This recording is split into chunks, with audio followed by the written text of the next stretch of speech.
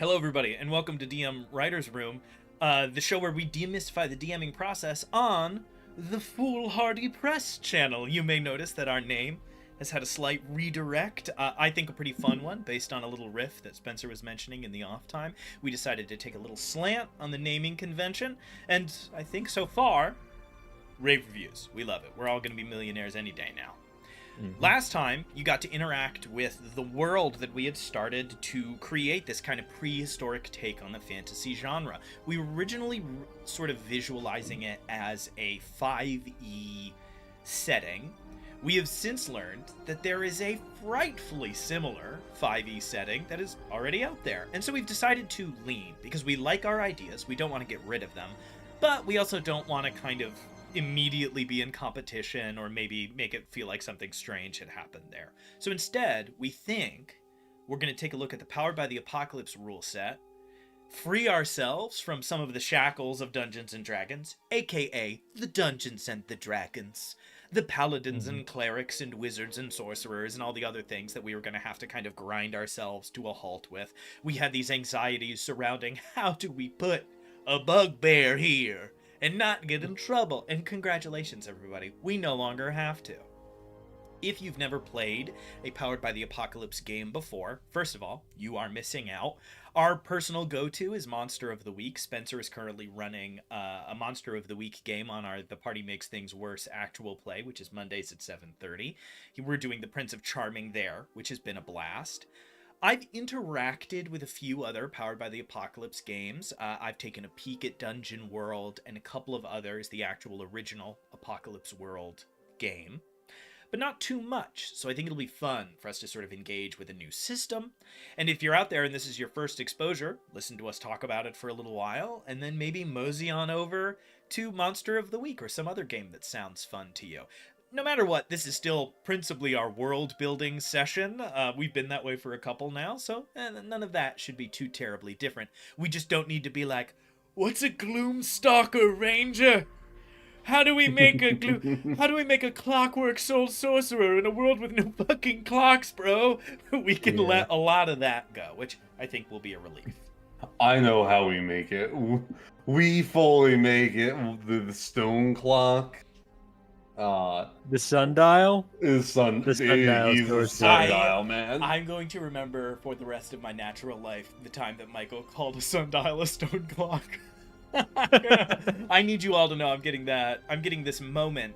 The minute technology will allow it, I'm getting this moment tattooed on the inside of my eyelids. That was amazing. Get a QR code. Tattoo goes to that. Looking down through what we already have, we only need to make a couple of little tweaks and changes before we move on to other things. The music has swelled in a way that I think is quite distracting. I'm going to tweak I'll never forget you. I'm going to, a single tear falls down all of our cheeks You never simultaneously. So first things first, we're going to look through the lore and we're going to see what needs revisiting or could be revisited. Michael, question. I was going to say, before that, I think we have given it a name. The audience would like to know. Yeah, introduce the current name we have for this PBTA game. The name that I remember is of course. And I remember it because I typed it 30 seconds ago, not that much time at all. It's in my mind right now. And I'm about to open my mouth, and I'm about to say it out loud. It's Spirit and Stone. There it is. And he didn't look it up on his phone. So I've never looked anything up on my phone in my life. And I hate that you said that. What's a phone? This is prehistory. We're not talking about that right now. No, so it is going to be called Spirit and Stone, we think. We reserve the right to change our minds. So, writing on that on the top of a new note card so that I don't look like an absolute doofus again later. Good gravy. Anybody else here a big note card head? Just me? I knew that already. We're going to look through... I don't think I have any in my house. I know I don't. I have 2 piles of them directly in front of me. We know that we have a world of ancient magic, an unexplored world, and creatures prehistoric. We love all that. We have the term wizard, bless you. We have the term wizard, meaning one who keeps, as in one who does not return what they have taken, I don't feel the need to change that. The only thing I am going to do is circle the word wizard and put a question mark next to it. Because wizard could become mage or could become magus. You know, we could sort of lean in a direction there. No ruins, that works. Magic items recent, that works. Low politics, material components, magical conclaves. The god were light and flux. Now they have been made material. That is a question. We no longer need to have the sort of hard up and down deities that 5e assumes. So we can revisit that point. I will mark that with a little question mark. And then I will cross off that the Azamar are called Starborn. We don't need that one anymore. We can scrap that one. Moving on to our next significant things here. We have the division of arcane divine and natural magic. Arcane magic having been stolen from observing the other two. Divine and nature magic being different in that divine magic comes from these gods who have been given form, and nature magic come from these great and mighty spirits. We had a brief conversation off camera where we talked about nixing that distinction and saying that there are old spirits of natural things and there are new spirits of unnatural things like community and camaraderie and war. Do we think that we like dividing those things, or do we think we want to keep them as they are? I think that Powered by the Apocalypse works best when it is as easy to follow as possible. And I think having too many delineations between the various spirit and god types makes it harder to follow than if we just say they're all spirits. I think I'm in. The spirits of the old and the spirits of the new in conflict to see who will survive. The dawn of man! And then big drums beat, and there's a monkey looking at a monolith holding his arms up, and he picks up a bone. Alright, I'm gonna move on. Country, regional stuff we love. Great tree we could keep. Tar Pits necromancy. I mean, you're allowed to have necromancy outside of Forgotten Realms products, so we're all good there. Continuing to look through, I think just about everything else can stay just as it is, except I'm going to X out the word genasi. Can't have that. We actually can't have genasi or dragonborn anymore, so I'm going to scribble those out. Is big magic just a monster of the week thing, or is that a typical PBTA thing? I have no idea. Because I would like to proffer, we would have an ability that is like miracle, miracular, something like that. And if you go to one of these sites of power, the tar pits, the great tree, etc., you can do a miracle. It doesn't matter which one you go to necessarily. Maybe you do it thematically, that's up to the keeper. But going to those places allows you to do big magic. Yeah, and of course, one of the requirements of big magic is it has to happen at a specific location or time. So I think that that's right up the middle. Spencer, you're actually the only one who can hop on Google really quick and see if other games have the big magic feature. So the only two that I know of, as I said, are, of course, the original Apocalypse World, which does not seem fairly magical, although I guess it could be, and Dungeon World. But if you look up Powered by the Apocalypse systems, you'll find all 600 of them. There are so many. You can sort of poke around there. Do miracles fine? What do we think of like calling it ritual? Yeah. Sure, I think that Grand Ritual, Big Magic, I think these are all great names for the ability as we get to that point. I do think we have some other things that we need to wrangle before we start naming specific features and moves of the system. Although, we do need to start thinking about what our moves are going to be. I get the feeling we're not going to need to investigate a lot of mysteries as we proceed. Call that a prediction on my part. It is a monster of the week thing. Continue. Okay. Sorry. The other thing I wasn't sure we wanted to change was the spirit in the volcano being a dragon. Yeah, I mean, there's a really simple, basic question here, which is, in the world of spirit and stone, are there dragons? There's no great... D&D does not have a trademark on the word dragon. So we can have a dragon if we want. I think maybe the god of the great spirit of the volcano does not need to be one.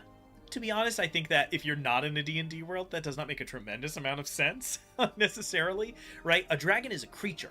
It has scales, and if you stab it enough, it dies. Having a giant dragon made of lava that lives in a volcano starts to get a little weird as we continue, unless this spirit is fond of taking the form of a dragon.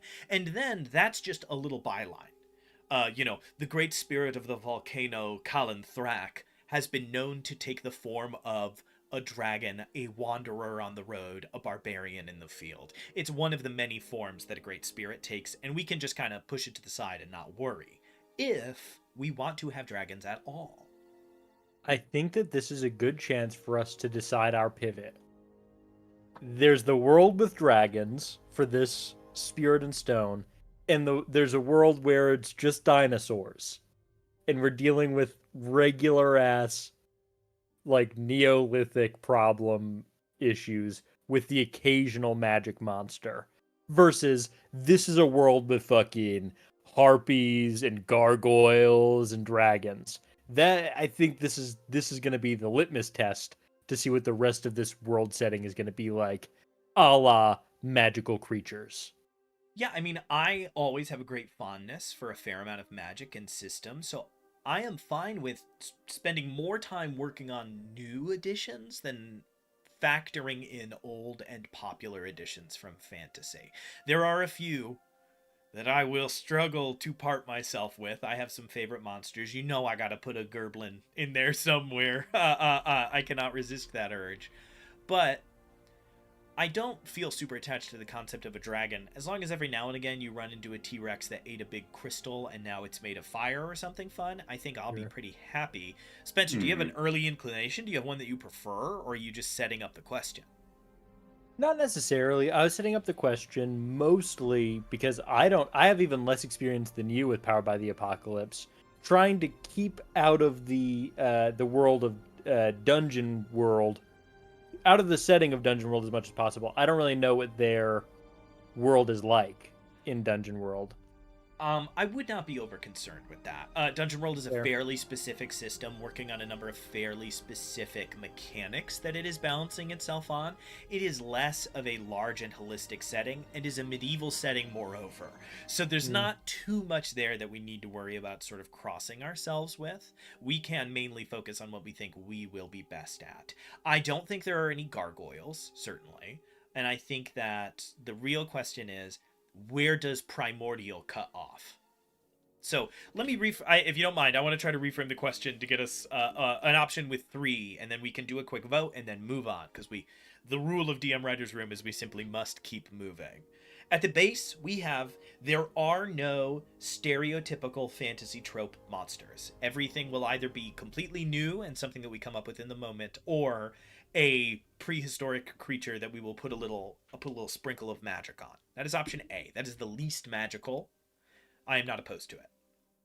Option B, we include monsters from popular fantasy that seem like they would have a precedent, that seem like they would come from this time. A dragon I can feel being here, right? That makes sense to me. A gargoyle does not. A kobold I could be persuaded to think a kobold would exist in this world. Whereas a lich, probably not, unless it is a very specific person. You know what I mean? There is the lich. There is not liches with an S on the end. And then there's option 3, which is that there's dragons, there's liches, there's gargoyles, there's vampires, there's all of it. The whole spectrum is here, and they are all relatively high fantasy. If you have a favorite high fantasy monster, toss it in. Those are our 3 options. I am always going to go for the sort of middle road. So that is my vote, but I can easily be persuaded. My vote is also B, but I still want that emphasis on prehistorifying this stuff. Like, I don't think that we'd have the typical dragon. I think we'd have whatever that ancient... The great salamander. You know, whatever it is. Yeah, is where it has it has protrusions that kind of look like they could become wings, but he does not fly. He cannot fly. It's funny. My visualization was the exact opposite. More of a Really? wyvern, large wings that are also its arms, no ability to speak, no developed mind. A thing that breathes fire in the woods that you are afraid of. Is what I imagine. So interesting. We'll Hmm. have to see how we sort of come up in the middle there if we go that way. Spencer, you have the power to give a thumbs down and say we're doing some third thing. What do you think? We're doing the fourth option. It's only dinosaurs and other tribes of people. There's no monsters, no magic. No, we're not doing that. Yeah, I'm happy with two. I would never go with three. I think it would be ridiculous. Sure. You don't I want would go with Dracula? one, but I think it's going to be a lot of work. I'm not saying no to. Let's be clear. I'm not saying no to vampires. I think vampires could exist in this prehistoric time. So let's do ourselves a favor. We're a company. Life is about compromise. Let's take 1.5. Mostly dinosaurs and new creations, but come on. But There's going to come be a on. We dragon. got to put a dragon in there. We got to put a Yeah. kraken in there. There's some basics, there's some fundamentals that if we pass up later, we're going to be like, "Why didn't we put a dragon in?" Why Like, did I do we'll that? feel silly about it. Okay, great. Now, from here, we hit a little bit of an odd point. We're floating in zero gravity, and we have some mechanic stuff that has to do with making a game in this system that we should maybe take care of. And then we have a bunch of lore that we should take the time to kind of pat together and make into a nice consistent shape. Which do we want to do first in our remaining hour and a half to 2 hours of time? I vote fix up the lore. Make sure that we got it all consolidated, all understood, and all made right for PBTA. I'm cool with that. Okay. So number one, as I lay out what is before me here, we have the magic of the spirit. We have the great spirits of the world, which are mighty and undivided from the rest of the material world. Often, right, we see that division point happen somewhere in fantasy. We are before it. So number one, we have a world populated with great spirits. And that's the first thing I'm going to write down. Great spirits. And some are old, and some are new. The old The ones spirit are, of the air. yeah, exactly, primordial. What are some other just good words, right? Let's get ready for ideation. What are some words that we want to associate with the old spirits? Primordial, elements, air. I think that's Ancient. great. Unknowable. The all-encompassing. Great. Omnipresent. So primordial, elements, ancient, unknowable, omnipresent. I think that's great. I love the idea that the great spirit of the sky is a massive eagle borne aloft on wings of thunder that flies through the sky when great storms come. And is appeased by offerings. I think that's great. I think that the great spirit of the earth wakens when its area is too much disturbed. And so when our mage faction digs too deep, they risk sending earthquakes across the land. I like the idea that, the great jealous spirits of the seasons fight and squabble for who will be in charge, and that is why they trade. It is that as they rest, they grow stronger and take control of the world for a brief moment, while the young god of trickery occasionally will steal something, steal some power, steal a season, and disrupt the world. So I like that interaction, which means we do now need to come up with the words that our new spirits are associated with. Michael, go. It's a little off chart. I just want to say before I forget it, I think it could be cool to have tribes of different seasons. Tribes for a few of these big spirits. Of course, I think that's a great idea. Tribes, The tribes tribe of sky, tribe of Terra, tribe of winter, springs, fall, summer. Yeah, the question is, are you still... when I think of tribes, I tend to think of smaller family units united by a culture. If you are united instead by your dedication, do you remain a tribe? Or is it the cult of the sky, right? That is what we think of as sort of an older term. Excuse me, an older term for the same thing. So we can sort of rattle some of that around our brain cages as we continue. So, if the old Mhm. spirits are primordial, elemental, ancient, unknowable, and omnipresent, how do we define what are the main characteristics of the young spirits born aloft by the emergence of the mortal thinking mind and all of the greed that comes with it? I think that we get things that are knowable here. If the great eagle is something you can't really speak with, it's just there. These are things you can speak with. You can convey knowledge, information, requests, beg things of them, all that. So Yeah. I'm looking for like, So I'm gonna add I knowable, and I think I want to add yeah, social. knowable. Yeah. Sure. Malleable. Ooh, mutable, malleable, changeable. Do the young spirits not yet have Mhm. solid form? Yeah. And they certainly don't have solid personalities yet. That's all stuff that can shift. Um, Okay, what my else? my name options, I've got Avatar, which is always fun. And then there's the term daemon, Daemon. Ooh, I like that. Um, and that's Greek. It's a divinity or supernatural being of a nature between gods and humans. Oh, interesting. So they are sort of seen as the in between in this world a little Yeah, bit. because Okay. they're human like. You can talk with them. It is actually pronounced it's just pronounced demon. You know what's really cool about writing a fantasy setting? It's pronounced however we want. Yeah, that's Mhm. true. Yeah, If we like Damon better than Demon, we can just say that. So that's a we choice we do get to make. that. Spell like Daimon. Daimon. Daimon, which sounds like a Digimon, which is great. So, old spirits are primordial, elemental, ancient, and unknowable. New spirits are knowable, social, malleable, and go-betweens. They are mostly, one of their key functions is to commune with those above, those that only they can half understand.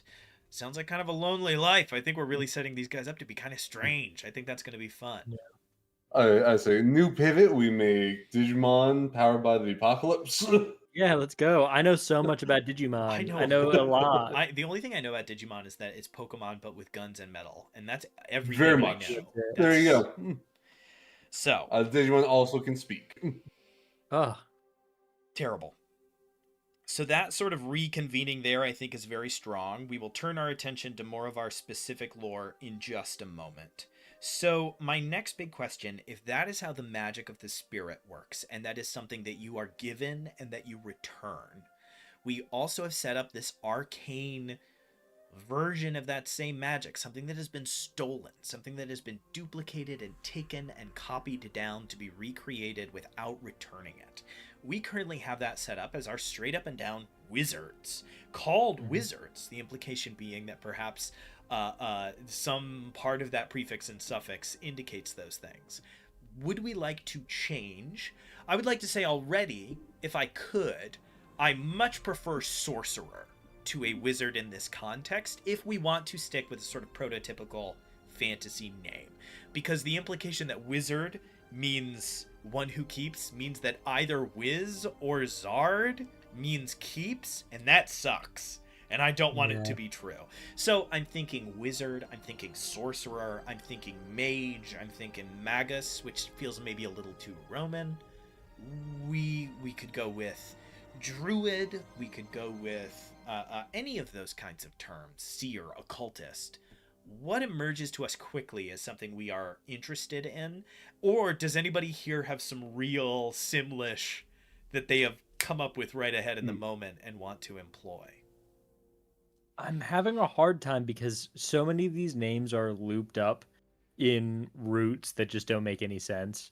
Like I'm trying to think of a term for somebody who uses magic from older than that, and I'm getting words like shaman, and then you've got a religious element to that, so I wouldn't use that term. Like it's hard. Yeah, I mean, Oh, A like magus yeah. is fun. So the a shaman, in the way that the general term is literally defined, is the sort of communicative go-between, but somebody who channels and is Hmm. briefly entranced by a spirit or other form. It's associated with animism a lot, which we are kind of playing with, but I think it would be pretty distinctly somebody who speaks to the gods, who speaks to the great spirits. So I think that I actually think we might end up employing the term somewhere, just not on this side of the divide. Yeah. There's Um, Incanter. See, you're getting into the shit that's going to make me really happy that I know you and Michael aren't going to like. So we got to be careful. If you tell me I get to name somebody Incantor Lomiro, I'm going to be like, yeah, his name's Incantor Lomiro. What are you kidding me? Those are the kinds of names that I gravitate to. So I'm going to definitely be biased as we go through here. Michael, what's yours? I'm kind of going away from words that are already doing magic. I'm thinking like a scrawler, an etcher, the stuff that's like taking the word, like you're writing the sigils down. Okay, so scribe, monk, somebody who takes something down to be remembered forever and never given back. So I like that sort of angle. I think you're headed in a really good direction. Let's just keep working here. Like, is scribery what they call arcane magic? Is it a scriber? I'm not opposed to that, certainly. Scribers, historian. A word is coming to my mind that absolutely must be from Harry Potter. What's a scrivener? Scrivener is a real word. What's a I've never heard that word. Yeah, a scrivener is it a real word or is it? What does scrivener mean? A scrivener or scribe was a person who, before the advent of compulsory education, could read, write, or who wrote letters and court documents. So it's just another word for a scribe. Is a scrivener. So we can start there. We can take a little bit of a slant. What are our early inclinations? Does anybody immediately hate the idea and want to move on? Does anybody want to take out our... We usually keep a couple of vetoes in our shirt pockets to go, I think we've gone too far down the rabbit hole, and put it down on the ground. Because we're so early on in this world building process, it's hard because so many things do have roots that are like, that's so Greek. That's a very English word. When we're making this, archaic land. So I have a hard time with things like, wizard. I mean, listen. Scribe. Scribe, I would have to say no. If I get to just put on my come up with fantasy names hat, we have already named Terra Moog. And so I would start to lean in that direction if we don't want it to sound Greek, right? Are they the Moge Kal? Are they the Moge? No, because the Ishin is part of the problem here. Are they a Moge apostrophe Kal? Are they a Moge Kal? Are they a Terra Koren and it means thief of the earth? Just start saying words that sound good together. Terra Koren, Moge Kal, right? What are some things that just feel good to say as a sort of mono word? Mono word? Just say as a word. Mono word, The last one I'll offer before going to the making new words is a scratch. Yeah. I mean, a Moge Scrob, meaning one who writes the word, right? I like all that. Yeah. Here's my vote. We leave it blank with a question mark. We figure out the other things that are clearly going to be classes. They're going to be playbooks. If we come back and we're like, these are the playbooks that we seem like they're going to come up pretty quickly, we can name them as a set to be like, these all feel similar in naming convention.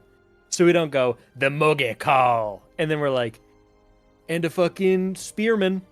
I think no matter what, we are going to end up with a warrior and a rogue. I think that we're trying to name the faction. We're not trying to name wizards right now. So I do think there is a little bit of a different lilt to it. We can leave it on because I think what Spencer's actually trying to communicate is, dear God, am I done talking about wizards' names? So I think for now we'll just say the casters of Terra Moog. And we will have to move on. I will write that down as sort of the great citadel of where they work. And we will return to them at some later date, which is our casters,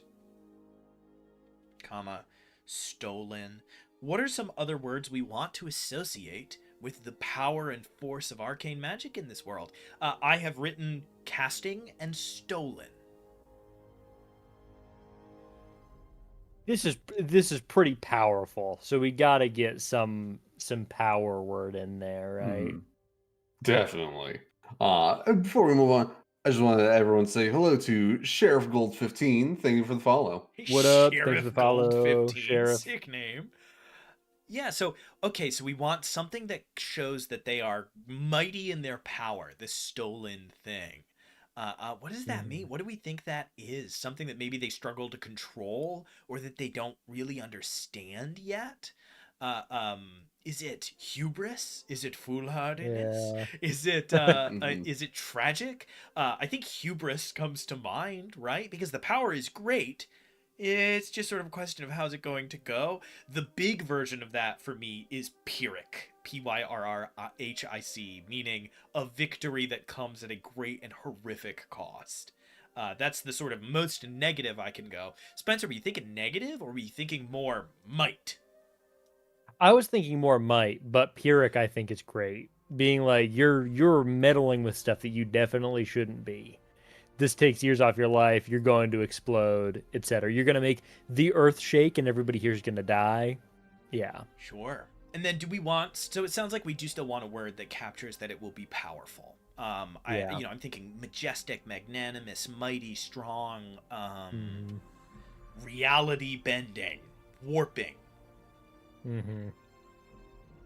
I think warping is good. I always love I don't know what it's from. I think it's actually from Warhammer, like Warhammer Fantasy. I always love the concept of like the warp.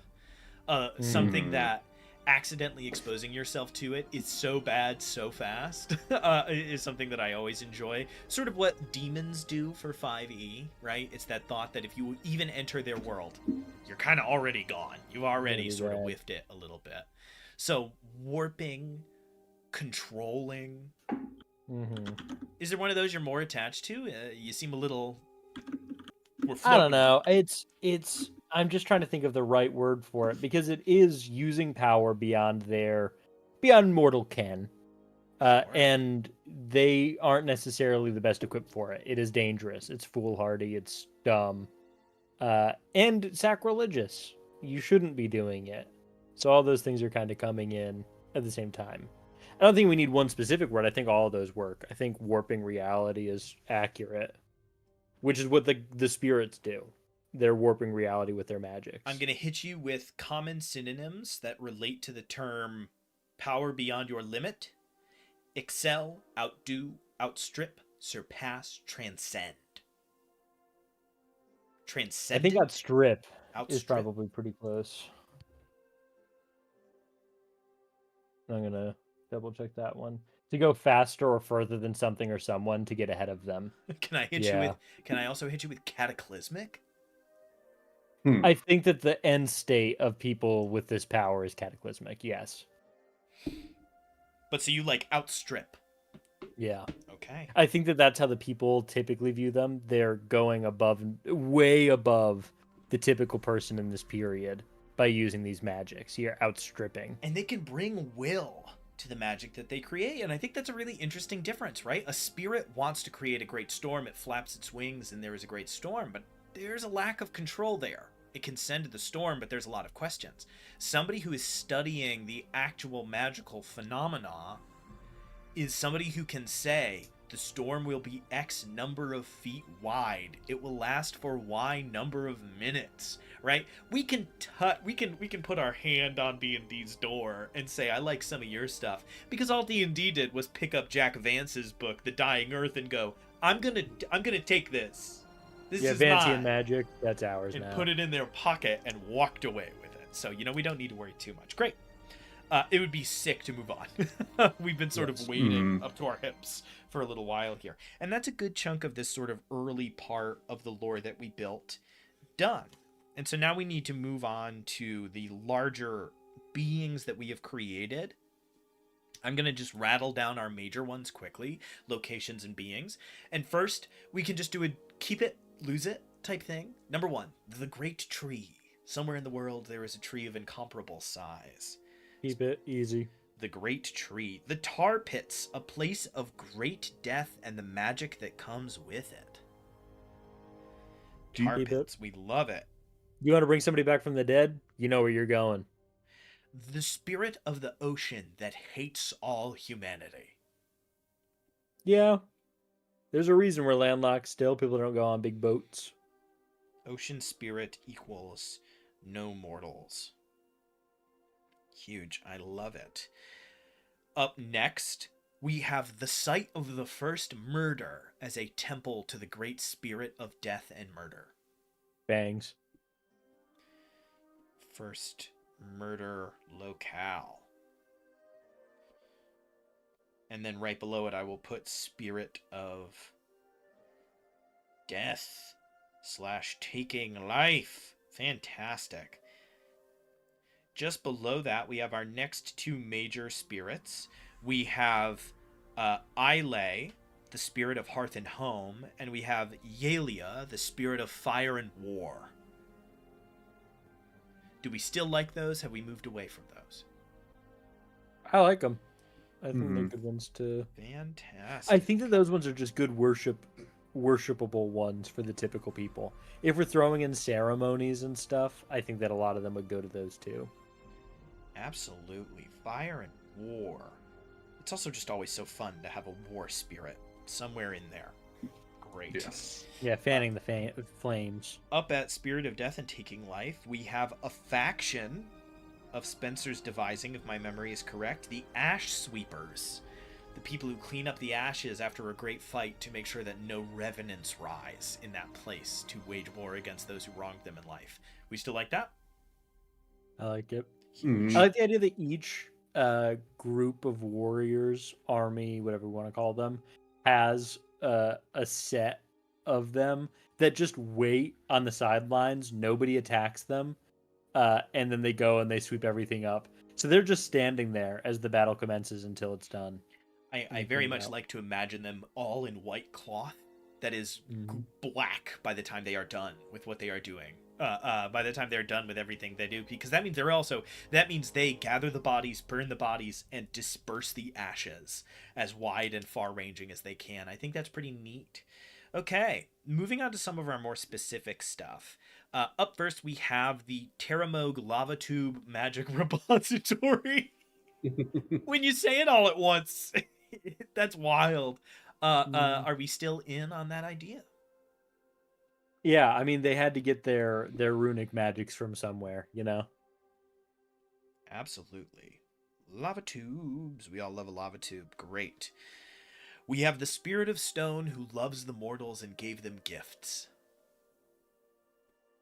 Do we still like that? We sort of moved away from that. That would be an old spirit that talks to people and likes them. We've changed the lore a little bit. That character doesn't make as much sense anymore. Is this the only of the... Is there one old spirit, the spirit of the earth, that speaks and communicates as best it can? Or is the spirit of the stone just passive, and maybe that passivity is taken as positive?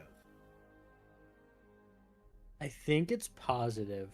I think that it doesn't necessarily outright speak to people, but it does...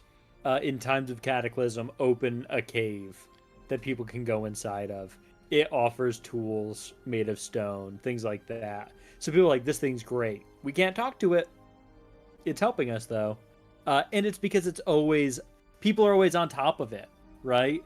People aren't always in the air. They're not always in the water. They are always on the face of the planet. And they raise their families in its caves. They leave their handprints on the walls and tell their stories on the inside of it, like great tattoos spreading across its body. There is a kinship between the two of them that the other spirits cannot recreate. They do not share the connection that Earth does, because Earth was the first home of man, the cave that brings safety from water and storm. Let's go. Boom. What's up, If Mike? I can make one thing true about this, if you put your ear up to the earth, you constantly hear a thumping, and people call it the heart of the spirit. Yeah, I like that. The heart of stone. right? And of course, there are some Mm. people that are sort of our pseudo dwarves. Will be those people who refuse to leave the side of the spirit of the stone and live their whole lives underground. And when you call people stone-hearted, it's just that they're very giving and they're protective. Yeah, it's the opposite of our own. That's hilarious. I always love that. Okay, super great. We have the lava spirit, which we currently have as a great worm neath the spillage of volcano and magma. What do we think about that? This is an interesting. I do want to say for those of you at home, editing is a part of the GMing process. Looking through your own notes, you are kind of experiencing that. We promise to demystify the DMing process. James Hurst hits us with, what about the stone-touched children who have a stronger connection with the stone and earth? I mean, come on. It's right there. Those are the ones that are born underground and live underground right there. One of the origins you can take in this Powered by the Apocalypse game is stone-touched, one that is blessed by the spirit of the stone. Absolutely love it. It's going on the note card. For all the major ones. That's great. All right. So, what was the last thing? Volcano, the great spirit Volcano worm. of lava and the earth, the cruel brother of our treasured friend who only destroys, right? What's that guy's deal? We currently have them as a great dragon that burrows beneath the ground and creates volcanoes. We can keep that or we can slant it. Spencer, I cut you directly off. I think that we could leave it semi-vague and say it is a great winged beast with the slitted eyes of a snake, and heavily imply what you're looking at without using the word dragon or worm, because I think that gets it across just the same. A great scaled beast with wings and, slitted eyes. And it's super important to note the similarity between Scales and Broken Earth has created across our world an association between the two. So in no way is it limited to Western medieval fantasy to associate those things as such, right? The idea of salamanders as extensions of the spirit of fire exist all across our planet. So no need to get too worried about needing to change it. So there is a great serpent, a great slitted-eyed beast that carries great scales, that moves between volcanoes, swimming in lava flows. Fantastic. I have no problem with that. Boom. Absolutely huge. A lot of sacrifices to that one. A lot of sacrifices that you gotta.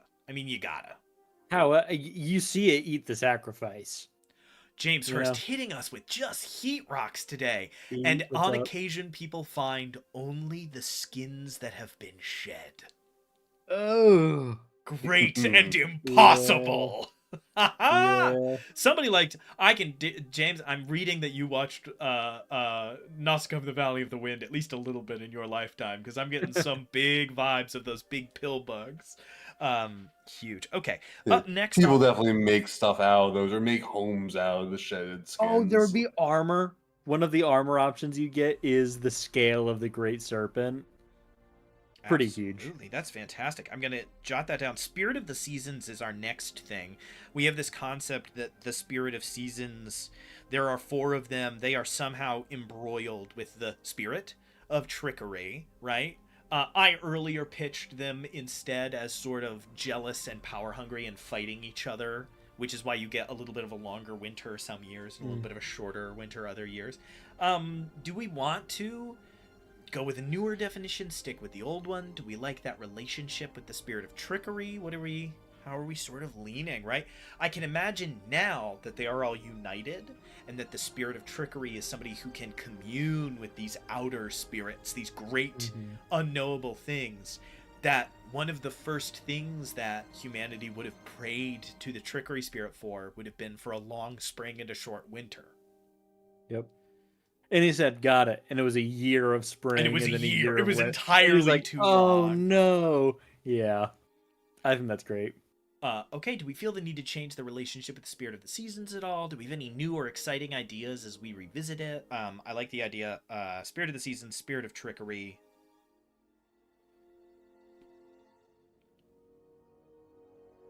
I like the idea that the Spirit of Trickery is actively messing with the seasons, because it would have the biggest effect on the most people in the world all at once. So that's one of the things that he regularly messes with. I guess it regularly messes with. Yeah, there is a comedy in making it snow in July. Yep. There's a profound joke in there. And I think that once the spirit of trickery was far more benevolent, but as people have assumed that trickery meant cruelty, that spirit has gotten crueler as the years have waned on, and it has become more influenced by its mortal parishioners. Fantastic. Spirits of the seasons, I don't think need too much. They're associated with death and rebirth. They do their thing. I don't think we need to worry about it too much. Looking at the next few things on my list, we had a spirit of law who was opposed to the spirit of trickery and would chase them across the world and toss them into the stars. Do we like that still? Do we want to angle that in any different direction? I'm not sure if I like it being a spirit of law versus like a spirit of justice, because I feel like law might not truth. Yeah, honor, whatever it is. Because I feel like law is a later creation, post-writing system, and I don't think we're really there yet. So it would have to be something like honor, justice, truth, whatever. But I do like the idea that it is an opposing force, because that gives keepers a thing that they can work with. Oh, this is happening. This spirit is looking for this. Blah blah blah. So the real question then is honor, truth, law. That's all great. Which of those things feels the most opposed to trickery? Not maliciousness, not cruelty, not thieving. Trickery. My first instinct is almost something stoic. Yeah, there's a truth. Yeah. There's a stoicism. There's a stalwart and grim acknowledgement of future woe, right? That I see there. Yeah, it's the spirit of is. Yeah, spirit of responsibility. I mean, that's pretty close, right? The spirit of this is almost like the spirit of civic duty, right? The spirit basically, but what is it? What is a more simplified term for that? I think fairness, honesty, generosity, right? Honesty, I think, Spencer, honesty, truth, right? This feels pretty close.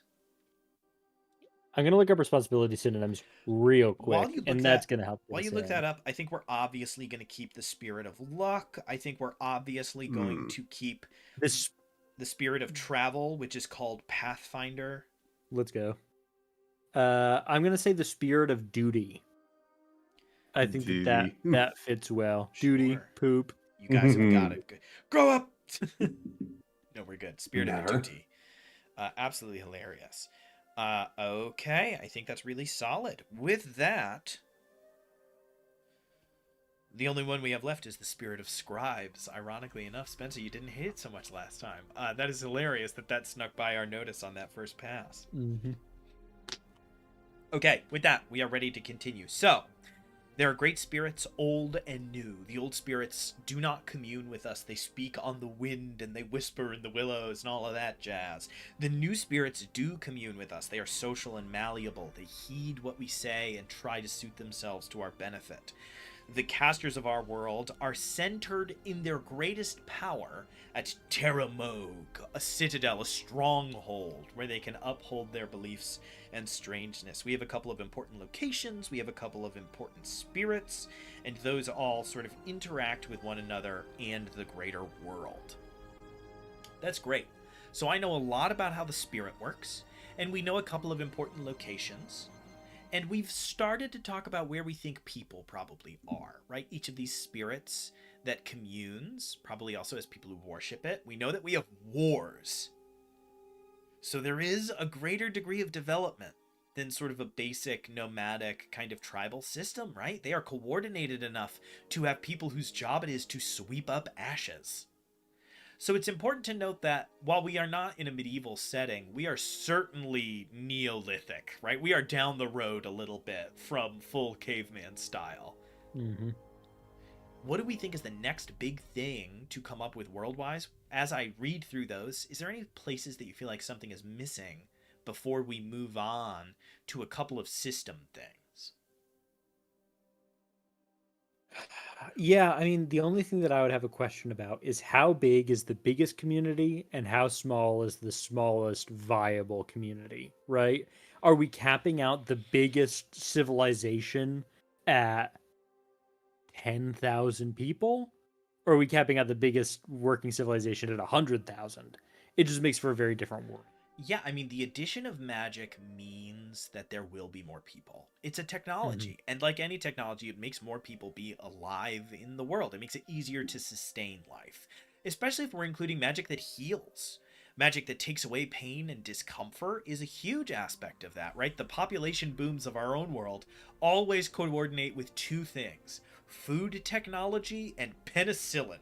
Those are the two things that increase population because they save you from those bottlenecks, right? Because that's the way it normally goes. The population builds and builds and builds, and then it closes when something horrible happens. And then it builds and builds and builds and then closes. We already know that the spirit of the earth is an ally to mortals. So we've probably already kind of skipped that first bottleneck.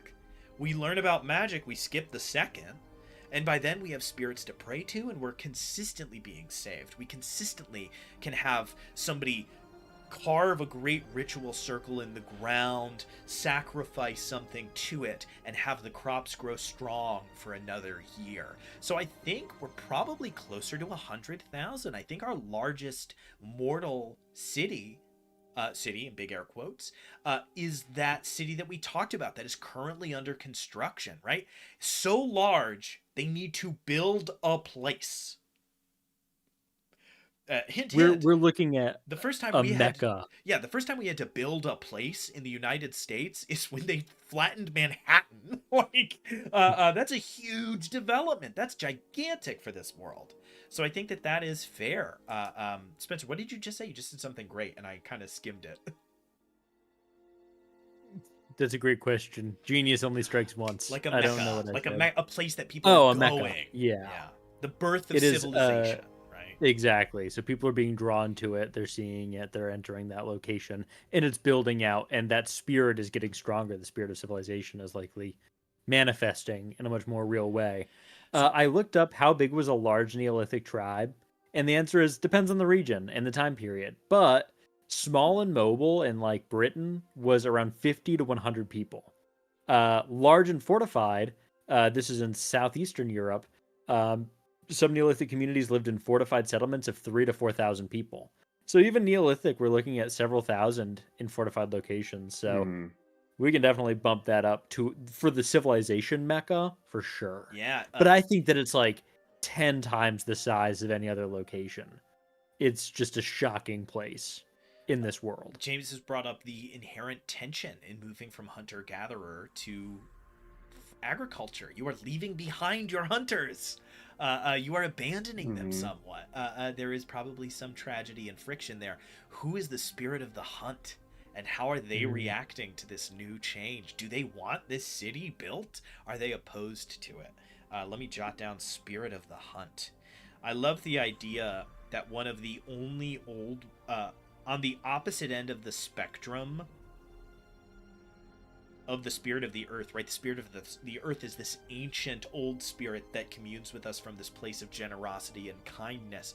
I think there is another, the spirit of the hunt, who before this was only parishioned by lions and wolves, has found a new and vile predator in mortals and their thinking and their pursuit predation, and is fascinated by us. I think that's quite a strong inclination.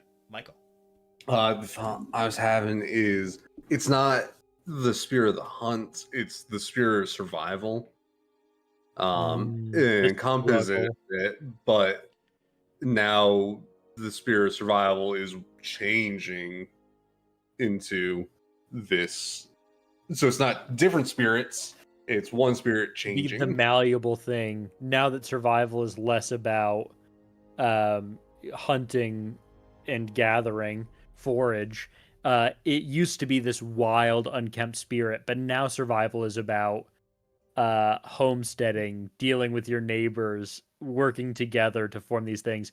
Changing as a spirit is pretty interesting. So I think that is interesting. It does bring up an odd dichotomy. Can an old spirit fall in that way, because survival is something that rabbits want to do too. And so it does Yeah. predate us in quite a real way. There's always Mm. the opposite spirit of the hunt and the spirit of the weaving cloth, and thereby being more organized. Fantastic. So the spirit of survival and the spirit of the hunt might be opposed. They may be on the opposite ends, but my question is, can a spirit like the spirit of survival be so affected by the rise of the mortal world that they become communable? Is that something that these great spirits perhaps fear?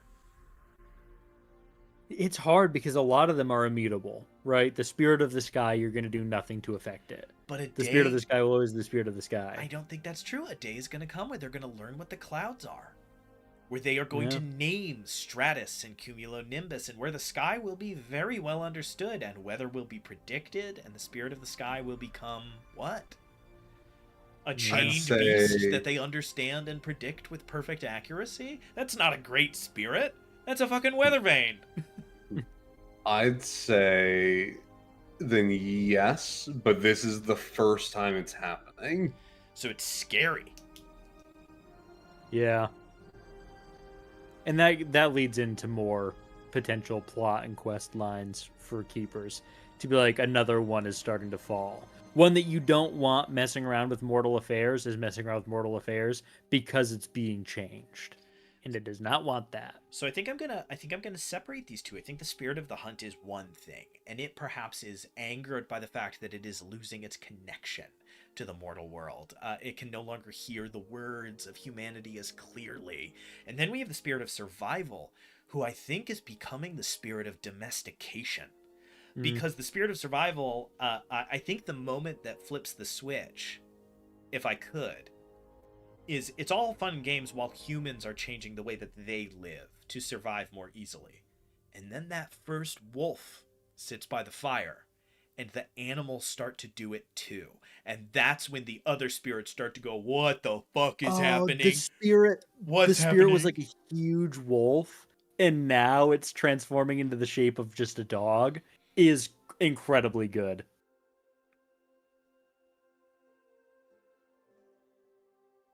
Yeah. It's interesting that often you end up, and I'm gonna address the audience here. Often when you're writing these things, you accidentally realize you've stumbled into a theme. Spencer rarely tries to write an anti-cap story, but damn does he always end up in one. Oh, our bot broke. Well, sorry. Uh-oh. That's life. Oh goodness gracious, I've just lost my entire train of thought. Oh, Spencer doesn't mean to make like all anti-cap stories. They just kind of go that way. And so it's interesting to see that what is emerging for us is like the tragedy of the death of nature. Like that's what we're writing about in a little bit of a weird way. Like that there is a tragedy to leaving nature behind for the safety of other things. That we are sort of purporting and really getting into here, which I think is interesting. I also think it's funny that even in our own world, right, where climate change is what it is, the spirit of the earth would still love mortals.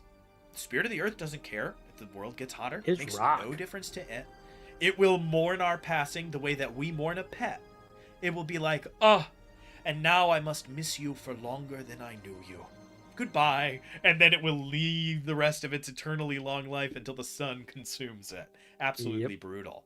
Okay, so we have the great city, which Islay has aligned itself with. Islay is sort of the spirit of that city, and the spirit of survival, once the great wolf that prowled the night, has begun to come to rest at the campfire of Islay, and the two spirits are becoming seen with each other more and more frequently, and some of the other great spirits are beginning to commune in languages that we cannot speak, cawing impossible loudness into the sky, wondering what to do, seeing this happen. Fantastic. Wonderful world building. Great world tension. I love it.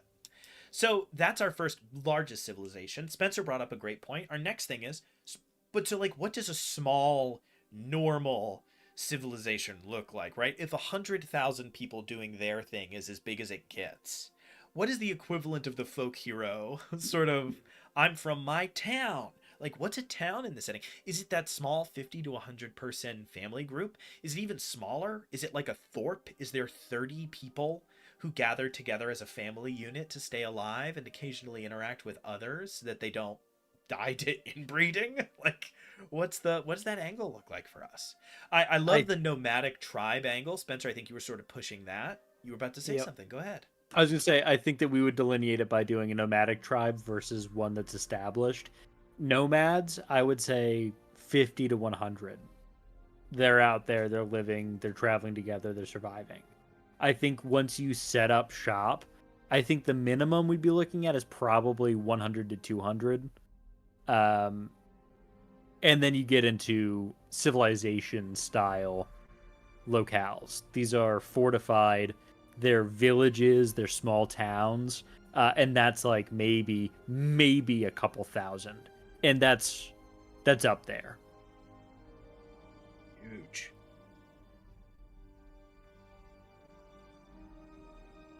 Any alternative takes? No, I think from that's the great. crew? I think the only thing I want to add is I think that the people who refuse to leave the nomadic lifestyle are those that still worship the old spirits and see the unstable nature of what's happening, right? Everybody else is saying, but they're learning, like we're building something new. And they're like, no, you're not. You are experiencing change. And that change is radical and sudden. And I don't know when it's going to stop. But the air will still be there. The sky will still be there. The mountain will still be there. I'm going to watch and see how it works out. And they are continuing that lifestyle. They are continuing that great circle. I think that's pretty powerful stuff. And I think that the settled communities are the ones we're going to interact with a little bit more. Just because adventure wants a settlement. You want a place to sleep. You want a place to spend your... It can't be gold. You want a place to spend your social credit, right? To Your go hides, get a hot meal and... etc. Yeah, get medical care. Good gravy. Yeah, and I think that it's just a background choice. You can be from a nomadic tribe; it'll give you various options or bonuses, stat choices, whatever.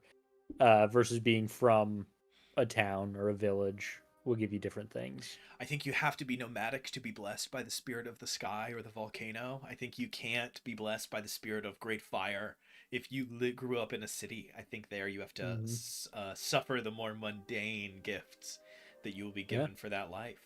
Very So we've cool. got town sizes, pretty solid. Were there any other major questions that we don't have answered that we feel we need to get into? I don't think we necessarily need to get into it. Our next big question is factions of the world. We outlined them to some degree. People will no doubt remember us sort of painstakingly going over them last time. In a way that I thought was very effective, but we have most of those recommunicated. We have the civilization around the Great Tree, the tar pits, the ocean spirit, the first murder, blah, blah, blah. I think that we would be better served taking a brief sojourn into Mechanics Town and seeing what's there. It only takes one family to split along from James. It only takes one family to split along ideological lines. Two children fight and part ways. Familial animosity is a strong motivation for conflict. Absolutely. And we have our opposing spirits. We have the siblings. The sibling of war and of hearth and home that are constantly fighting. I like that because they're both, what can you do with fire? The same group discovers fire. They go down two different paths once they have it in their hands. I think that's all very interesting. So, I think we should take a little pivot into Powered by the Apocalypse territory, unless we have any exciting ideas for factions that we want to get out before we lose them. I don't think so. I think the very obvious ones are the various religious orders, and then the magic users, the scriveners, whatever we want to call them. But other than that, I don't necessarily have anything big. Nothing that comes to mind first and foremost, like, oh, we need to have this genre-wise. This will fit here. Absolutely. Okay, great. So the main question now is we have 5 stats that we need to come up with. We're taking a little bit of a pivot for those of you watching. We're forging into game creation, right? We need 5 stats. Now, in the normal version of this, one of those stats is magic. Some version of magic, or weird. I don't think we need different stats for a spirit-based caster versus one of these sort of pseudo arcane casters. I think that that is a temptation that we only have because we play Dungeons and Dragons. I I agree. think that they have the same ability that has something to do with magic. I think the term weird does not make much sense in prehistory. So my question is, we should probably rename that, and then Spirit. and then we should decide. There we go, spirit, great. And then we should decide what else is essential. So in Monster of the Week, we have charm, cool, sharp, tough, and weird. If you wanted to put it another way, you could, if you wanted to, call those charisma, keeping your cool, perception, and constitution / strength. So we have the skills of a talker, the skills of somebody who is quiet-minded and professional, the skills of somebody who is perceptive, the skills of a warrior, and the skills of a caster. We don't need to keep those, though. I like having that warrior stat. I think that's great. And I Claw. like having the caster stat. What'd you say? Claw. Interesting. Okay. I'm gonna That would write encompass spears, sticks, punching, etc. Sure. I have to be honest, my inclination a little bit left to my own devices would be to go with something closer to might than claw. Claw seems a little bit singular, but I'm not opposed to it, so I'll put it down. I feel like I'm cool with this. I think for our next ones, if we're keeping this genre, we have to keep it kind of, I'll call it primordial, naturalistic. Of course, yeah. Kinda- That's if we're trying to go for traits of a beast, of a creature, of the world, then a creature has a spirit. A creature that is made to hunt will have claws or fangs. A creature that is meant to be open, how do we say it? Is it eyes? Is it sight? Is it sense? Creatures are known for their great senses. Sense. Is it sense? Sense is pretty cool. Sense Sense would be that good. perception. So we have sense, claw, and spirit. A creature has has senses. A creature has claws. A creature has a spirit.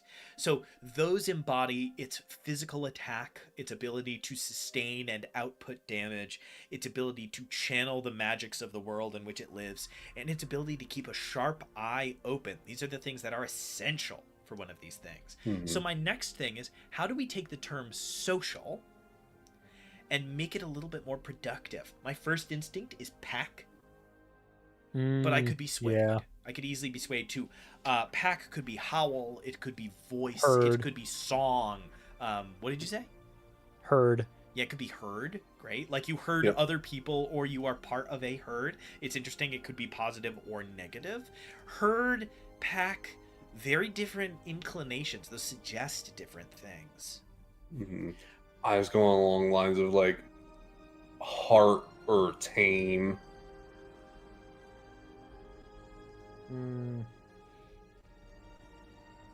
I pulled up some synonyms here. Flock, drove, pack are the natural words that relate to grouping. I'm going to be candid. I'm partial to pack. Yeah, I like pack. I have extremely exciting news. I have pulled up Old English words relating to magic. What do we got? The most central term used between the 5th and 11th centuries AD is Guldercraft. Jesus Christ. The art of using witchcraft, sorcery, or poisonous potions in some Old English poems was Etorcraft. Which is more Germanic and less sort of Roman. So Spencer, I think if you start to go down that Beowulf rabbit hole, I think you're Yeah. going to land a little closer to where you want to be. I'm Gonna feel a looking little at bit better. an even older term from the same thing. Unlib huerta is sort of a witchcraft adjacent term. Tan hilta, a person who divines by casting lots. Disigkraftig, a person who is skilled in foolish arts such as magic. So Spencer, I have bad news. You're a disigkraftig. Have fun with that, I guess. Wickedom, I think, is witchdom, right? But about 1,000 years earlier. and Wiglong, divination, sorcery, soothsaying, and augury. So Spencer, I think you, if you want all the juice of magic with none of the Roman language, pull up some Old English stuff and let's see what you can rock with as we head in that direction. Not right now necessarily. So I'm trying to think about weird, trying to think about magic. What would we call it with this naming convention we've come up with? It's spirit already, isn't it? Oh, Yeah. thank God. Oh my God, I forgot that we did that. And I was like, preternatural? Now- Like, I couldn't think of anything good. Now I think, and this is a small critique I have for Monster of the Week, I think cool as a stat is a little general.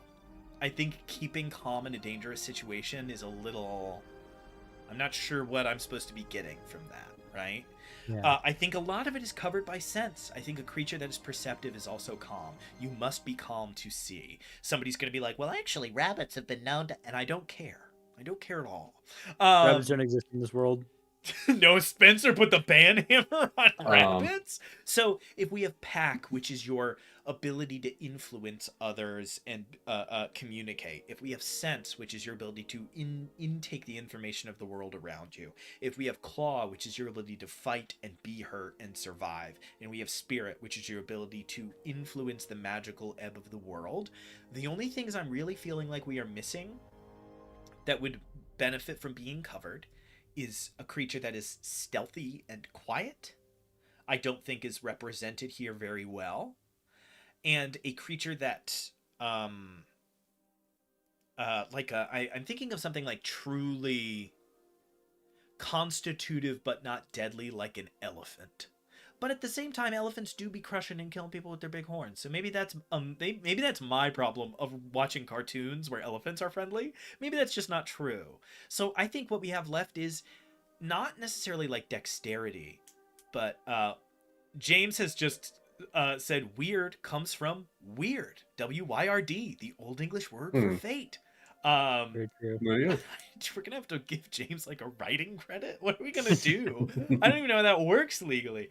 Okay, so as we continue, stealth, dexterity, quiet, Shadow. prowl, shadow. All creatures have shadows. Okay. Shadow. Do we have any others? Let's get a couple more ideas in the winds that we hear. So we got like Shadow. pad. Prowl, padfoot, yeah, pad. I don't know. A creature, an adventurer must have a pack, senses, claws, spirits, and a shadow. Finally, is pretty It's evocative. Yeah. Which is what we here at Foolhardy Press we go for evocative. So, I do think we are choosing a convention right now. If we're going hard with the animal metaphor, I think prowl fits our larger naming convention. If it's more about what makes like the substantiation here, I think shadow works better. But maybe we should go down the list one more time and make sure that everything flows with that. Mm-hmm. So again, it's pack, sense, claw, spirit, shadow,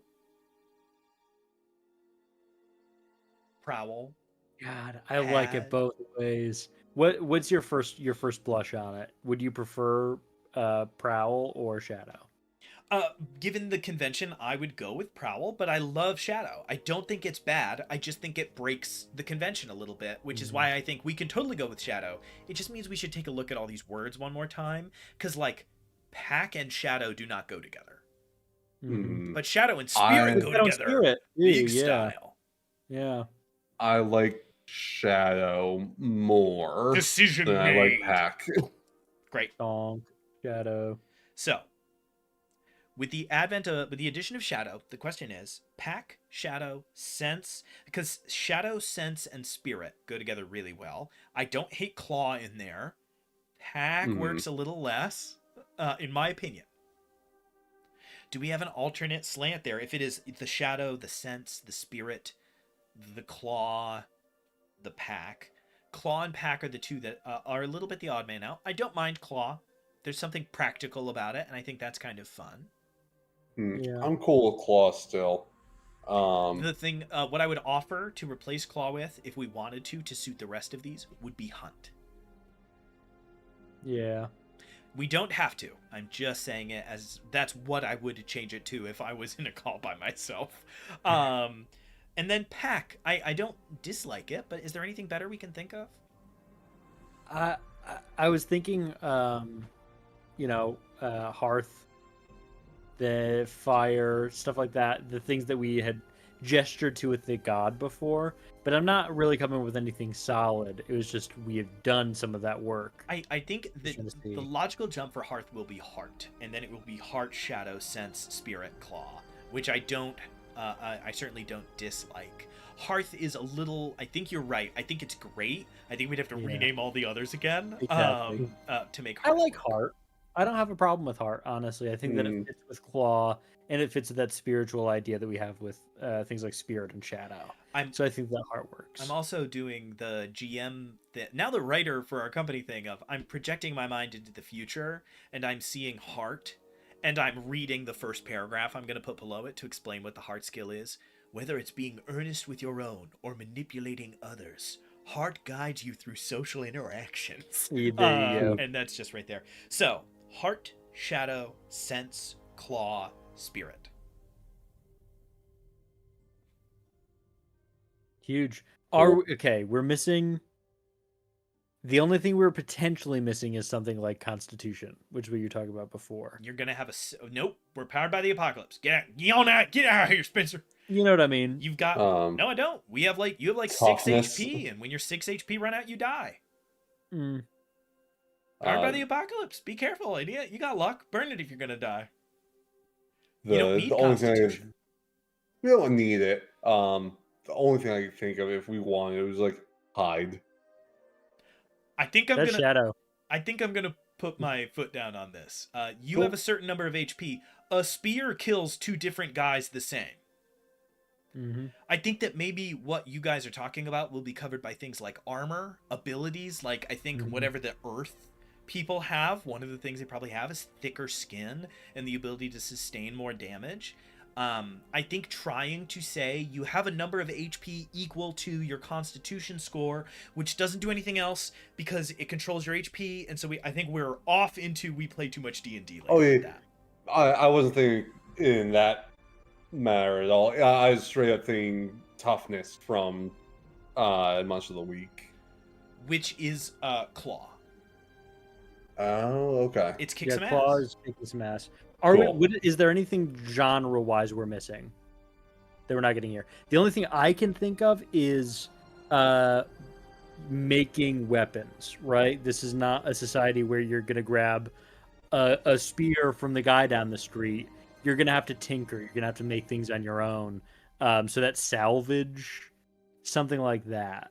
I think my inclination would be that it would be sense for everything but weapons, and that it would be claw for weapons. If you're somebody who fights and that's what you do, you can make an axe. You can make what you need to survive because that's what you do.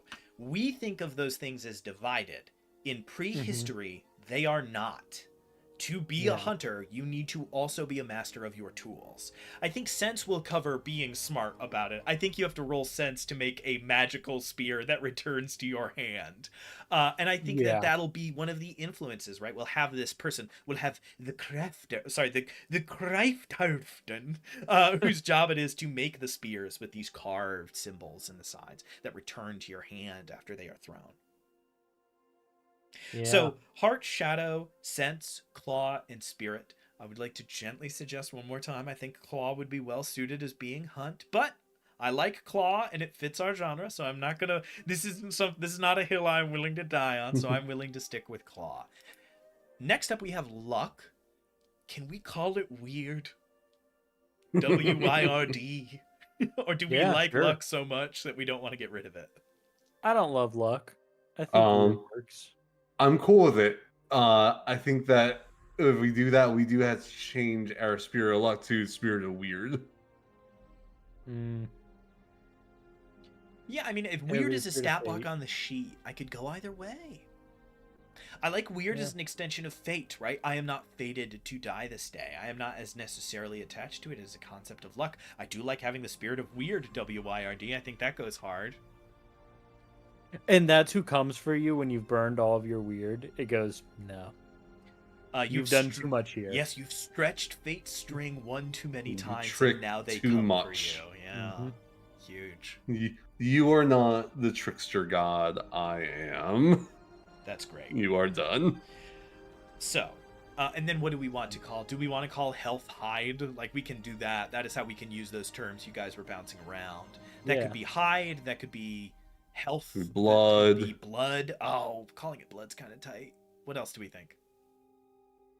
I say rip blood. Throw that in there. I'm half-blooded, my friends. Go on without me. My blood is empty. Huge. Okay, I think that that's huge. And now we have these forces in the world that we should bear in mind.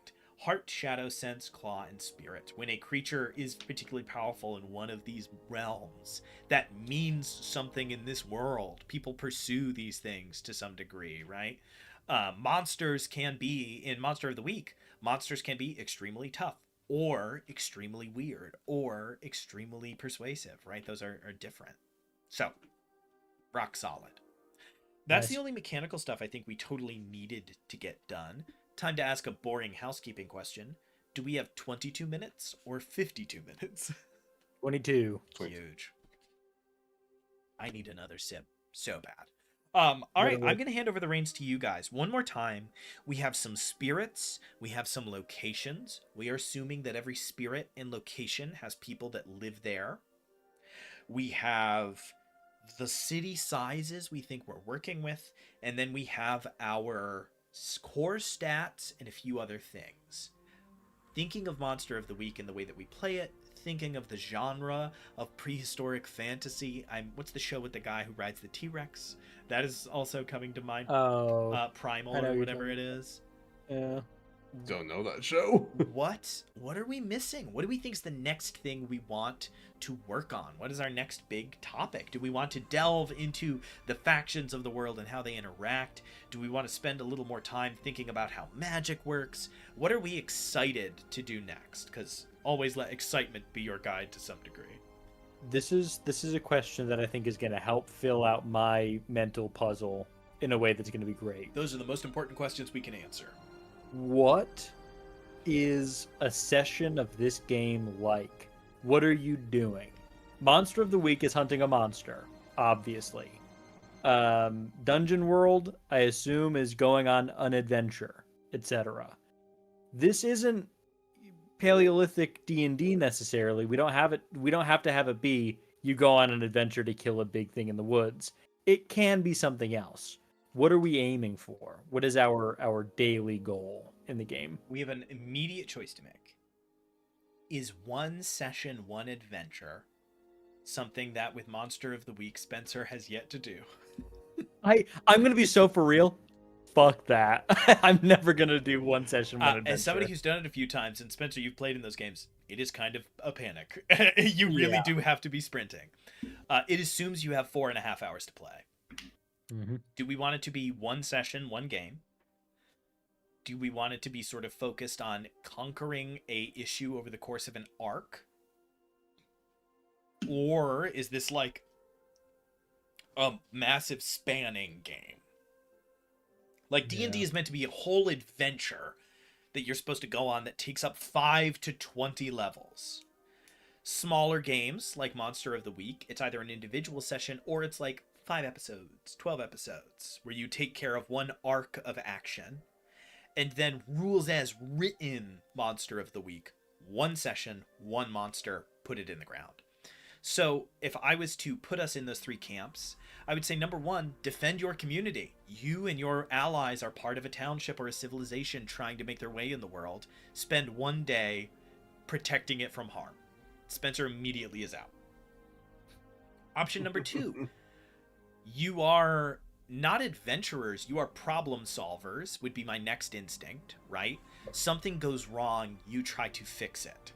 So that would take a few sessions, maybe an arc. And then the last option is you are a party of adventurers going from place to place, solving problems, taking care of things, taking jobs for stones or whatever. And you are proceeding that way. Do you have any early thoughts that you're really interested in? What do you want this to look like? Spencer, when you roll up Kral Thor, son of Kralthane. And he has a spear in one hand and a magical stone handed down by his grandfather full of mysterious carvings, a pearl from the great oyster of the Celestine Sea, and he runs into combat. What's he doing? I gotta say, it's gotta be one or two. It's gotta be you get it done in one session, your village is under attack, tell us about Kral Thor and your boys. Or it's option two, Kral Thor and his boys are going on an adventure because the woman the weirding woman in town has fallen ill and she's the only one who can keep the great tree alive. So you have to go out and get a magic crystal. I don't think it's a 3-year long campaign with Kral Thor and the boys traveling the countryside doing things. You think now. Cut to the So it's future. funny. I'm in mind it's between 2 and 3, where we're kind of I'm cool with it being like a one arc adventure. But if people love it so much, they could add like extra You always arc. could. Okay, so I think then the frame we are going to create is you will run a 3 to 9 or 12 session adventure that should resolve by the end, and if you plan to keep playing, maybe point to further things you can do, right? But we're going to be pretty explicit. Write the next thing that is going to happen, right? Plan ahead for that like 5-6 sessions. That means this isn't. So the reason Monster of the Week is a single session game is because it's made to be played at conventions. That's why playbooks are nice and easy. This is not a joke. That's why playbooks are nice and easy to fill out. And the action is built up on those tropes. And it has to be done in one session because it's meant to be very quick improv. The keeper is explicitly told, don't prepare too much and just run with what they do. We are not doing that. We are putting that in a box and packing it up under the sofa, and we are saying, prep the adventure. What's going wrong? How is it going to work out? Think about it, and then let your players guide the action, of course, but, don't disregard that. So I think that's great. That does not answer Spencer's question at all of what does a session look like. Yeah. I think if it's an arc, 3 to 9 episodes sessions, a daily thing does still hit those typical adventure pillars because this is more of an adventure game. You're going out and doing something, or you're defending, protecting, and bolstering. But no matter what it is, there's social, there's exploration, and there's combat, because those are kind of integral to the adventure story. Even besides things like D&D. It's unrelated. Those are just things that are necessary. And I think that that's what we'd be figuring out in universe would be there's going to be those issues that arise. You have to solve those issues one by one as they come at you, right? So this then, typical session build. So then we want a segmented world full of problems and joys. We do not want a large, sweeping political frontier game where there are people interacting on big political. We don't want it to be like the god of the spirit of the volcano has begun to feud with the spirit. It's like, nope, there's a community here and a community there, and you are going to be interacting with them. So that does tell us a lot about what our world building needs to be like. It needs to give us enough information for you to make towns and have people traveling from town to town. They are not wading into the woods to kill the great white stag that has been watching our people for 3 weeks, right? That's very different. If Spencer, we went with your first idea, then our adventures would be built around your town, and the first thing you would do is make your town together. What's it like? Who's there? And that would be your session 0, and then you would defend that town as long as you could, and that would probably be what this game would be, right? Defend it a couple of times and maybe peter off to a new campaign. Instead, if we want a straight up adventure game, we need to widen that scope. You are making your party and their interactions with each other and their interactions with the world, and then they are going from place to place to place. It's tough because I'm kind of rocking with the idea that you're just in a small village and you're defending it, and you're growing in strength and influence, and you're making the community better and surviving through it. And then when you level up, there's things like bolster defenses. Instead of giving your character something, the town gets something.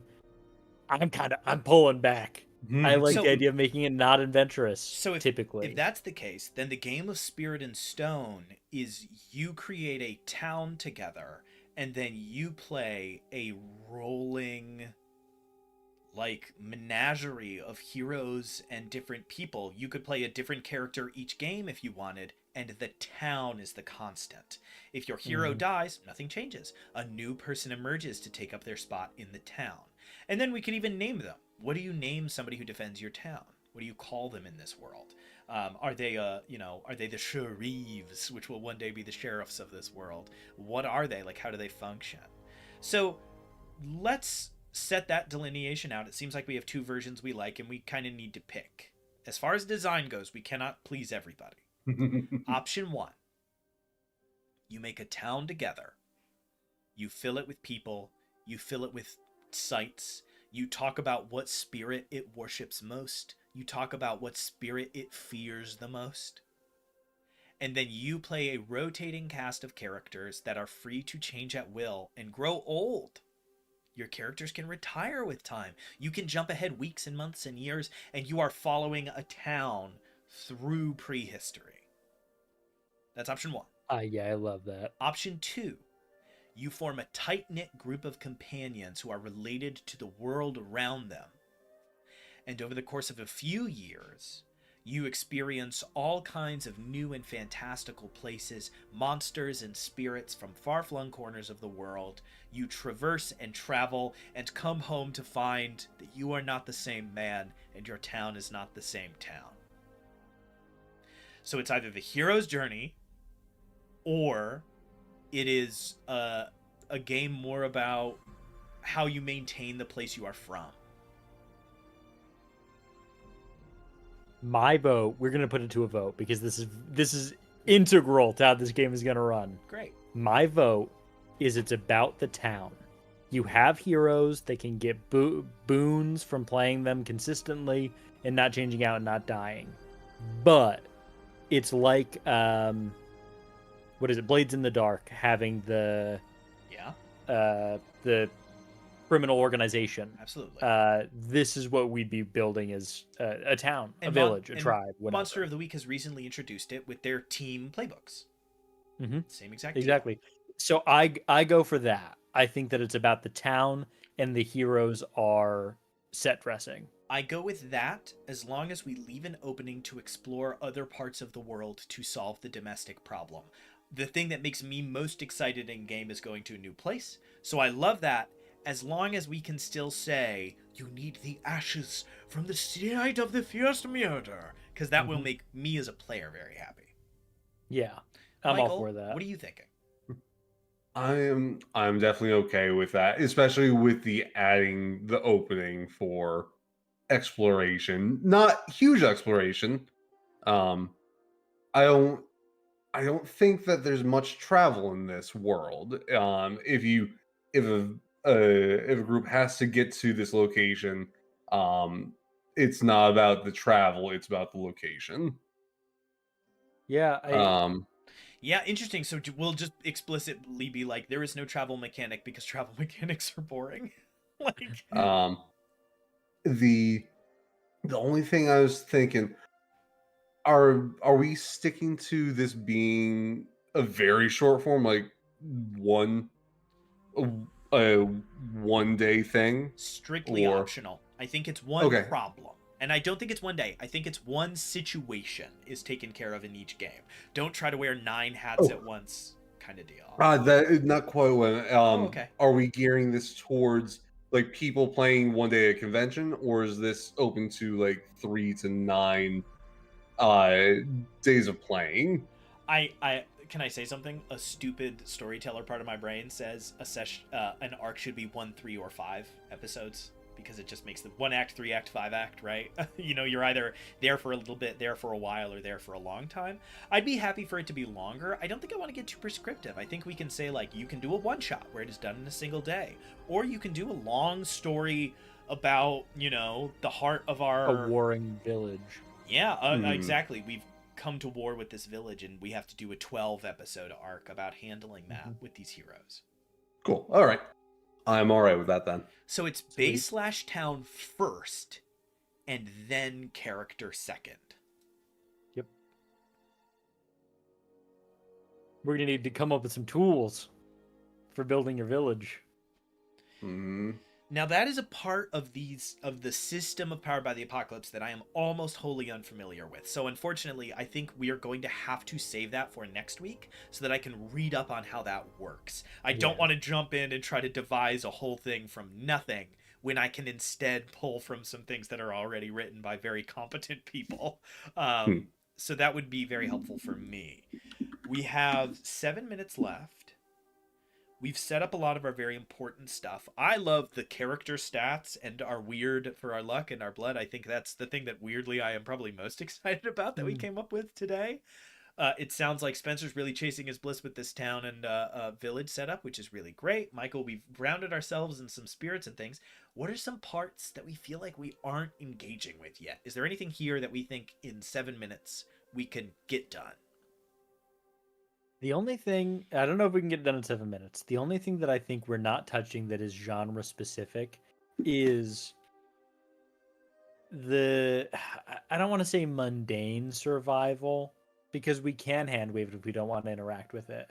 But like, part of being a Neolithic hunter-gatherer or small member of a member of a small community is the scrape to survive, regardless of the monsters that come knocking at night. I think is something we're not doing in genre, which can be a choice, but I needed to bring it up. I am going to bring up something needlessly complicated that I think would be extremely fun, which is that there is some version of drawing a card or something to see how the village is faring. Each time we join an adventure, we flip something to see what's the situation. I'm thinking like a quiet year. It could be a deck of playing cards, right? It's like what, 98 cents for a cheap deck of cards. It's flip a card, reference this thing, Jack of Hearts. It is a bountiful season, things are well. Take a +1 to something. I think that's the closest we can engage without getting into some weird like simulator boring stuff that's not going to work too well. Mm-hmm. And I think there are actions you can take and priorities that you can set that will maybe make it so it's like draw 2 cards, choose your favorite. Some mechanics like that as you are developing the town. Session 5, Session 6, where you have new heroes now. The old ones have died and had children. You are playing their children. I think that is where we're going to engage with that most. Michael. I was thinking, I love the deck of cards thing. I think it would be almost like it's 1 through 10 on a scale, and 1 your village is like it's already torched. You're entering in after the effects of a cataclysm, whatever happened. And then 10, you guys are the ones that are torching someone. And then whether it be hearts, diamonds, that would change. If you pull like a heart, everyone in your group gets a +1 to heart going forward. Oh, that's fun. And then if you get a face card, you get to add something to your town. Yeah, a lot of fun additions there. I do love the idea that one of the cards is King of Clubs. Throw out your adventure. The town is burning. Save it. Is so fun. Mhm. Like you're under attack right now. Things are already bad. Is deeply funny. The Jokers are included in this. They involve the Trickster God. The Trickster God comes and he just starts messing with stuff. Yeah, it's hilarious. So Cards for Fortune, I think, is great. Cards for Fortune / survival, just that we do not forget that is something that we are interacting with. Yeah. I do think we have 4 minutes, almost nothing on the clock. So I'm going to just throw out a weird one here. What's the Keeper? Ooh. Are they Unga Bunga. Are they the storyteller? My first thought was the storyteller. Are they the sage? Are they, are they the fire? Are they the flame keeper? Are they the fire keeper? Are they the one that stokes the fire while the adventurers leave, keeping the town preserved? Are they, are they the sage? Are they the spirit whisperer? The Bone Reader. The Bone Reader, huge. What's that one that I just said? Can we give them a 24-syllable Germanic word to say? Yeah, what do you think? Are they the Tanhilda? There's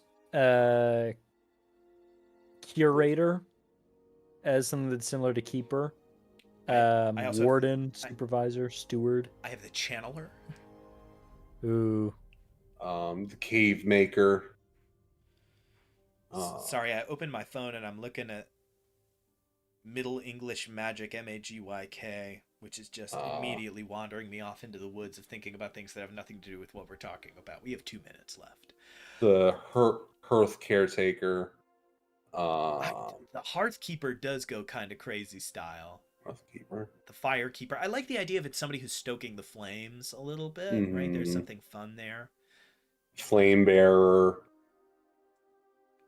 This might be for nothing, for nobody. Cormac McCarthy's The Road has the through line of keep carrying the flame, which is a sort of a beautiful humanist story about trying to make the best of dark times.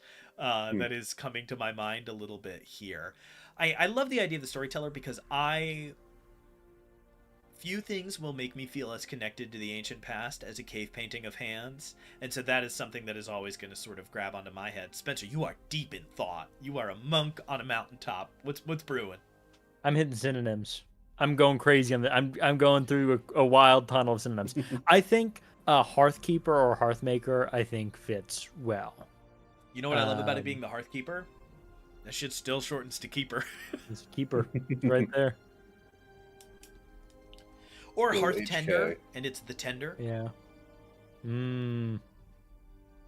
I like that. Oh, what's up? all I do is like chicken nuggets, chicken tenders. Oh, you got me there. I'm the tender. I'm the chicken tendy now. So Sorry, that's first thought. for the moment, I have Hearthkeeper / Hearth Tender, and alas, it is 9:29, and it's time for us to sign off. A very productive day. I have to be honest, when we pitched before the call what we were going to talk about today, I thought it was important, but I was worried it would not make for very good radio. And I feel like we kind of turned that ship around. I thought today was a really fun look at how world building has to interact with mechanics. Also, why some people criticize Dungeons and Dragons when it tries to slant into sci-fi. The mechanics are not made for it, and so there's tension. This is something you want to try to integrate those things as much as you can, and I thought today was a pretty fun example. We'll keep talking about it off screen. We're going to have to make some choices off screen. We'll try to keep those who watch this series abreast of those choices, but there's no way for us to do all of this sort of speaking to you directly. So some of that is going to have to sort of be a little game of catch-up.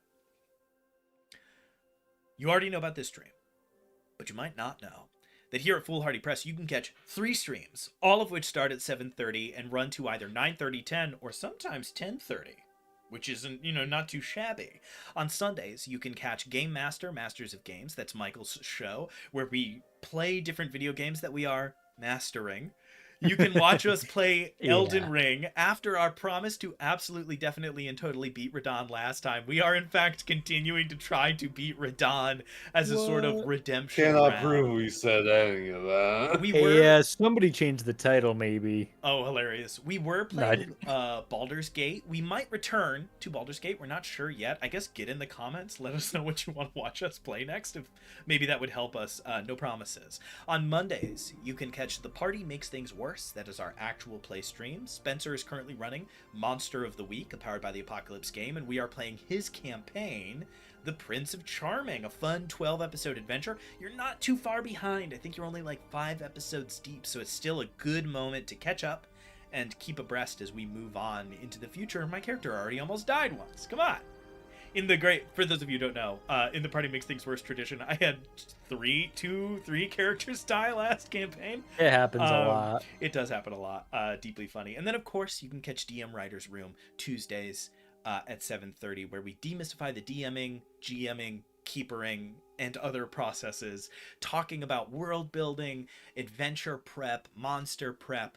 We usually do sort of a Halloween series where we make monsters, so I anticipate a pivot in the future while we sort of take a stop off to come up with some monsters. Maybe we come up with them for Spirit and Stone. Who can say? I guess we'll have to figure that out as we proceed.